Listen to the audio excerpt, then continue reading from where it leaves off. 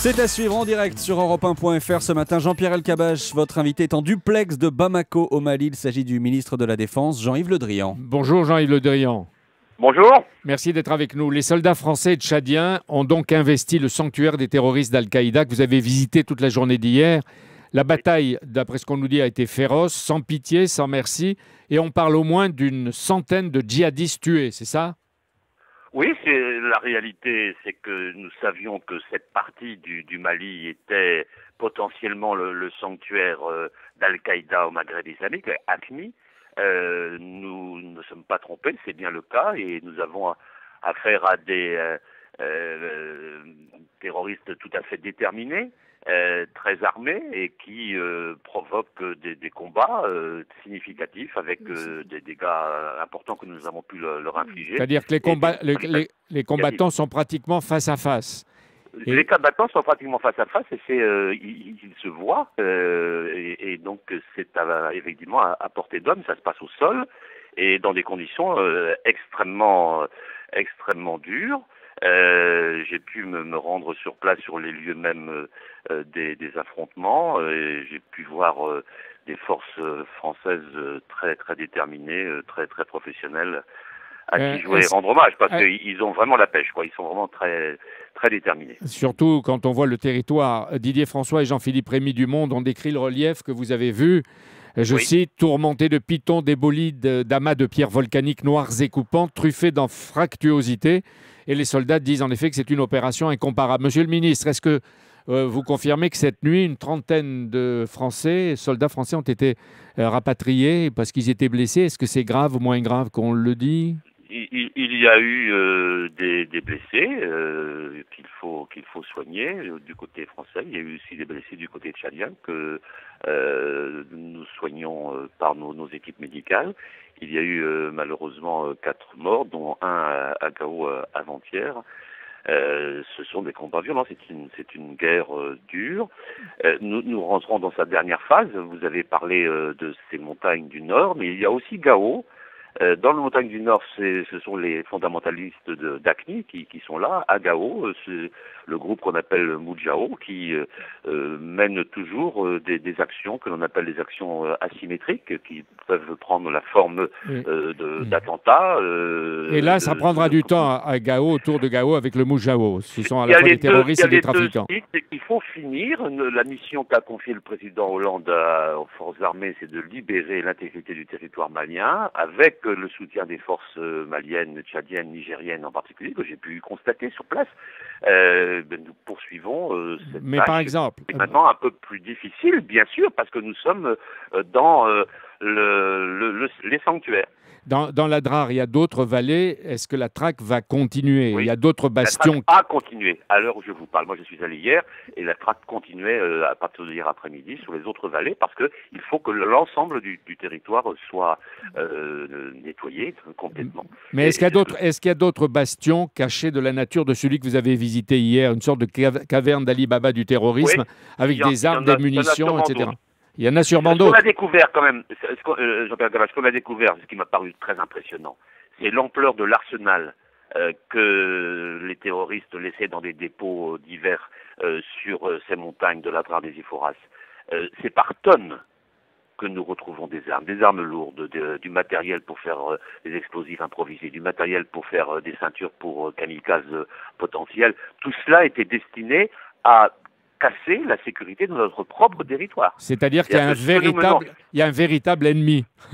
Il y a un véritable ennemi. Ce que nous menons au Mali, c'est d'abord évidemment de permettre au Mali de retrouver son intégrité, mais c'est aussi notre propre sécurité. Quand on voit ce que nous supposions, mais que pour ma part je ne supposais pas avec tant d'ampleur, quand on voit le matériel de guerre que nos forces, nos soldats découvrent. Jean-Yves Le Drian.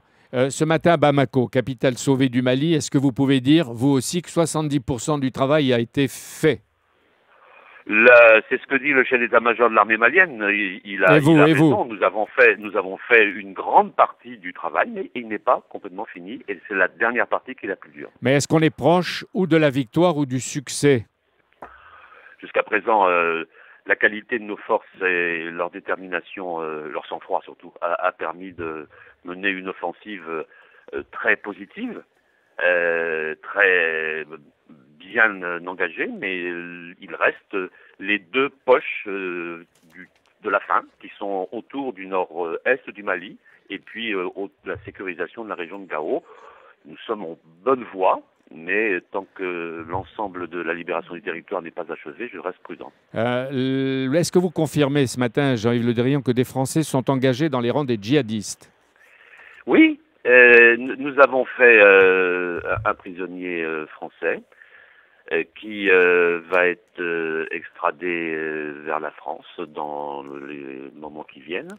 C'est-à-dire, Guillaume... Ça montre quand même qu'il y avait là constitution d'un espèce de lieu, d'une filière terroriste de guerre qui pouvait accueillir certains jeunes en quête d'un destin radical. Comme certains ont pu aller auparavant en Afghanistan ou en Syrie. Alors, il y est en train de se faire. Il y a deux cas. À 8 heures, il y a deux cas. Guillaume Billet a raconté que le week-end dernier, un franco-algérien originaire de Rhône-Alpes a été arrêté au nord Mali. Vous le confirmez? Oui, il a été extradé. Il a été extradé. Donc, il est en route ou il est déjà en France? Il était extradé hier, donc je ne sais pas s'il est arrivé à 7 heures. Oui. Et puis, il y a un prisonnier, c'est deux cas différents. Oui, mais attendez. De toute façon, celui de Rhône-Alpes, est-ce que c'est un prisonnier de guerre ou un terroriste? Ce n'est pas un prisonnier de guerre, c'est une personne qui était recherchée par nos services de police et donc qui ont été retrouvés par la police malienne. Et il y a une bonne collaboration entre les deux gouvernements. Et un autre djihadiste arrêté au Mali à l'automne, expulsé mardi dernier vers la France. Il paraît qu'il est en garde à vue à la DCRI à Levallois-Perret. Elle est en train de l'interroger. Celui-là, c'est le deuxième. Non, le deuxième, il partira vraisemblablement aujourd'hui. C'était un prisonnier, donc il sera extradé et couvert par évidemment le droit international en matière de prisonniers. Plus du tiers des guerriers djihadistes sont morts dans ces territoires, Monsieur le Ministre. Est-ce que parmi eux se trouvent des chefs et des sous-chefs d'Al-Qaïda Maghreb? Sûrement des sous-chefs, en nombre significatif, sans doute des chefs, mais les groupes sont quand même très nombreux. Il en reste encore un nombre significatif. Mais vous continuez à les traquer? Ah, complètement. Aujourd'hui, au moment où nous parlons, des interventions supplémentaires dans les montagnes ont lieu et d'autre part, à Gao, les patrouilles se poursuivent. Parce que Al-Qaïda, ça ne se limite pas à des chefs. Oui.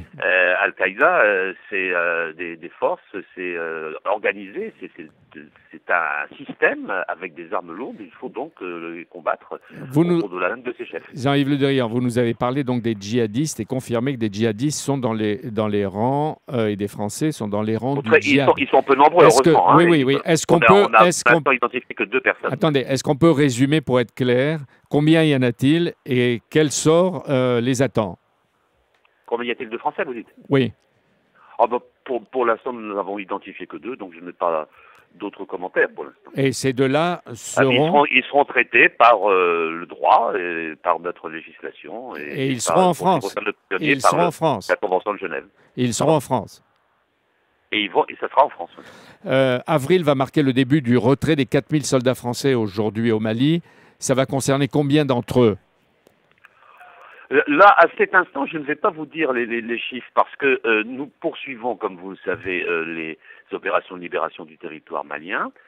Nous pensons que l'horizon d'avril, comme l'a dit le président de la République, est un horizon qui est de l'ordre du possible et du probable.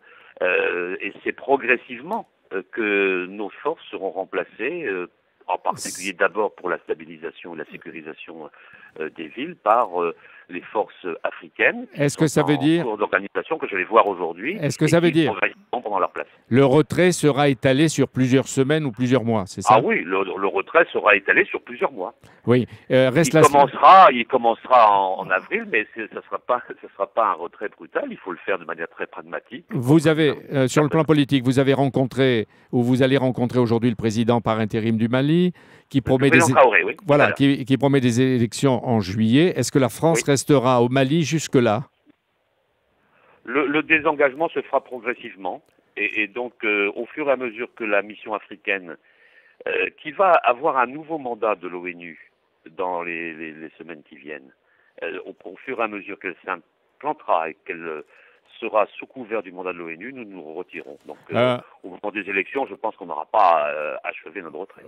Une question un peu personnelle. Jamais, peut-être, vous n'avez été aussi proche géographiquement des otages. Est-ce que vous y avez pensé? Qu'est-ce que vous avez ressenti? Hier, en particulier, quand j'étais en plein milieu de la vallée. Oui, j'avais une pensée très particulière pour leur famille, à cet instant précis. Et quand vous verrez et vous pouvez imaginer que les soldats que j'ai vus, avec qui j'étais hier matin, en particulier dans la vallée de la Mététaille, pensaient aussi beaucoup à eux. Mais vous continuez à les chercher? Absolument. Dernière question. À Tessalit, vous avez dit votre fierté aux soldats. Est-ce que la meilleure façon de les rassurer, de les encourager, de ramener la confiance, Monsieur Le Drian, ce n'est pas de garantir les budgets et les moyens de la défense? Parce qu'on dit qu'il y a une telle rigueur qu'on va leur couper les vivres. Il ne faut pas être si brutal. Il y a, le président de la République doit assurer la souveraineté de notre pays, et cette souveraineté se décline de deux manières majeures. C'est d'abord la souveraineté sur ses propres finances, pour que notre pays ne soit pas dépendant de créanciers internationaux. Donc ça fait partie de la souveraineté que d'avoir la maîtrise de ses finances et d'être désendetté. Et puis il y a la souveraineté par la sécurité, ce que nous faisons aujourd'hui au Mali. Et donc il faut gérer ces deux souverainetés. Donc vous proposez au président de la République, de décider sans demander de nouveaux sacrifices à ces hommes que vous voyez et à la défense française. Je considère que les forces de sécurité, l'ensemble de notre système de défense est une nécessité, parce que c'est ce qui place aussi le rang de la France dans le monde, ce qui lui donne son image, et qui a été aussi considérablement renforcé par cette opération. Jean-Yves Le Drian, merci d'être avec nous et d'avoir été avec nous en direct, et bonne journée à Bamako, et ce soir vous serez au Burkina Faso. Merci Monsieur le Ministre, merci Jean-Pierre. Dimanche pour le grand rendez-vous, ce sera Anne Hidalgo, votre invitée. Oui, la femme qui pourrait succéder à la tête de la mairie de Paris à Bertrand Delanoë, et qui aura en face d'elle probablement Nathalie Kosciusko-Morizet.